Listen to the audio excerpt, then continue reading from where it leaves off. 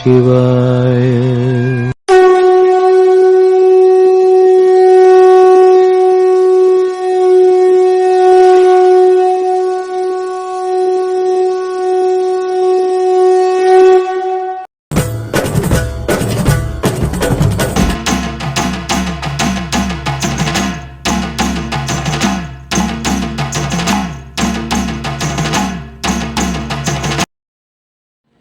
Hi అండి, నా పేరు Harish. Welcome to my channel Harish Sanchari. ఈరోజు మనం నా ద్వాదశ జ్యోతిర్లింగ యాత్ర శ్రీస్లో భాగంగా త్రయంబకేశ్వర జ్యోతిర్లింగాన్ని దర్శిద్దాం రండి. త్రయంబకేశ్వర దేవాలయం మహారాష్ట్రలోని నాసిక్ జిల్లాలో త్రయంబకేశ్వర పట్టణంలో ఉంది. ఇది శివుడి ద్వాదశ జ్యోతిర్లింగాలలో ఒకటిగా ప్రసిద్ధి చెందింది. త్రయంబకేశ్వర దేవాలయం నాసిక్ నుండి 30 కిలోమీటర్ల దూరంలో ఉంది. ఇక్కడ మీకు కనిపిస్తున్న కొండలే బ్రహ్మగిరి పర్వతాలు. గోదావరి నది జన్మస్థానం. ఇక్కడ గోదావరిని దక్షిణ గంగగా పిలుస్తారు.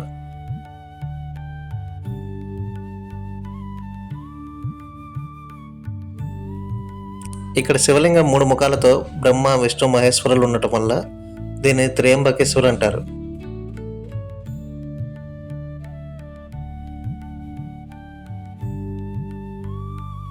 నేను వెళ్ళిన రోజు చాలా మంది జనాలు ఉన్నారు. అందుకే 200 రూపాయల దర్శనానికి వెళ్ళాను.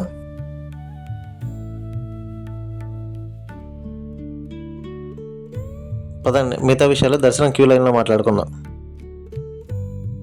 200 రూపాయల దర్శనం మనం ఆన్లైన్లో బుక్ చేసుకోవాలి. మాకు 200 రూపాయల దర్శనమే మాకు 4 గంటల సమయం పట్టింది. త్రిమూర్తులు ఒకే లింగంలో దర్శనం ఇవ్వడం ఇది ఇతర జ్యోతిర్లింగాలలో కనిపించదు. ఇక్కడ శివలింగం చాలా ప్రత్యేకంగా ఉంటుంది. అన్ని శివలింగాలలా కాకుండా భూమిలో లోతుగా ఉంటుంది. అరుదైన స్వరూపం. ఇటువంటి శివలింగం మనకి మరెక్కడా దర్శనం ఇవ్వదు. టెంపుల్ ఉదయం 5:30 నుండి రాత్రి 9 గంటల వరకు తెరిచి ఉంటుంది. ఇక్కడ చేసే ఒక ప్రత్యేక పూజ నారాయణ నాగబలి పూజ. అకాల మరణం చెందిన వారికి ఇక్కడ పూజ చేస్తారు. ఆ పూజ వల్ల చనిపోయిన వారి ఆత్మలకు శాంతి కలుగుతుంది. కాలసర్ప దోషం, నారాయణ నాగబలి, పితృదోష నివారణ పూజలకు ఈ క్షేత్రం అత్యంత ప్రసిద్ధి. 1690 కాలంలో మొఘల్ చక్రవర్తి ఔరంగజేబు భారతదేశం అంతా దాడులు చేస్తూ ఉన్నాడు. ఆ సమయంలోనే ఈ ఆలయం కూడా దాడికి గురైంది. ప్రస్తుత ఆలయాన్ని 18వ శతాబ్దంలో పేష్వా కాలంలో నిర్మించారు. ఆలయం నల్లరాతితో నిర్మించబడింది. మీనరాశి వాళ్ళు తప్పక దర్శించవలసిన జ్యోతిర్లింగం త్రయంబకేశ్వర జ్యోతిర్లింగం. 12 రాశులలో ఒక్కొక్క రాశికి ఒక్కొక్క జ్యోతిర్లింగ దర్శనం వల్ల మరింత శుభ ఫలితాలు కలుగుతాయి. మీ రాశిని బట్టి మీరు ఏ జ్యోతిర్లింగం దర్శిస్తే మంచిదో తెలుసుకోవాలంటే నాకు కామెంట్ చేయండి. నేను రిప్లైలో మీకు చెప్తాను.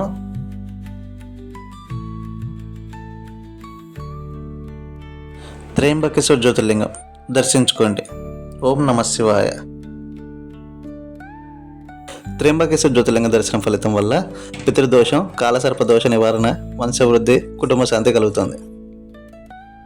ఇంకా మనం త్రయంబకేశ్వర్లో చూడవలసినవి కుషావత్ తీర్థ్.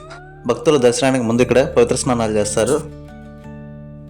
బ్రహ్మగిరి పర్వతం, గోదావరి నది జన్మస్థానం. సుమారు 700 మెట్లు పైకి ఎక్కిన తర్వాత గోదావరి మాత ఆలయం, శివాలయాన్ని దర్శించుకోవచ్చు.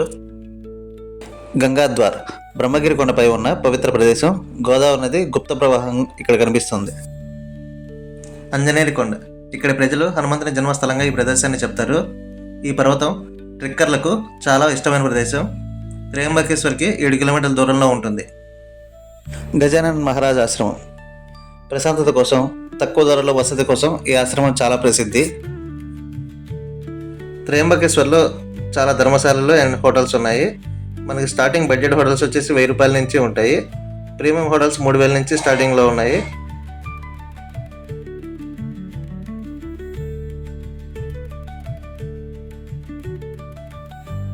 నాసిక్ నుంచి త్రయంబకేశ్వర్కి బస్ ఫేర్ వచ్చేసి అప్రాక్స్ 50 రూపీస్ ఉంటుంది.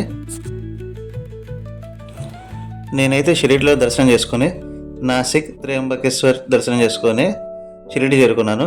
షిరిడీ ఫుల్ టూర్ వీడియో త్వరలో వస్తుంది. నాసిక్లో చూడవలసిన ప్రదేశాలు నాసిక్ 1 డే ట్రిప్ వీడియోలో వస్తాయి.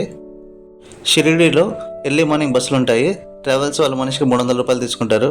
షిరిడీ నుంచి నాసిక్, పంచవటి, త్రయంబకేశ్వర దర్శనం తర్వాత షిరిడీ తీసుకొస్తారు. ఇక్కడితో మన ద్వాదశ జ్యోతిర్లింగ యాత్రా సిరీస్లో భాగంగా త్రయంబకేశ్వర జ్యోతిర్లింగ దర్శనం పూర్తయింది.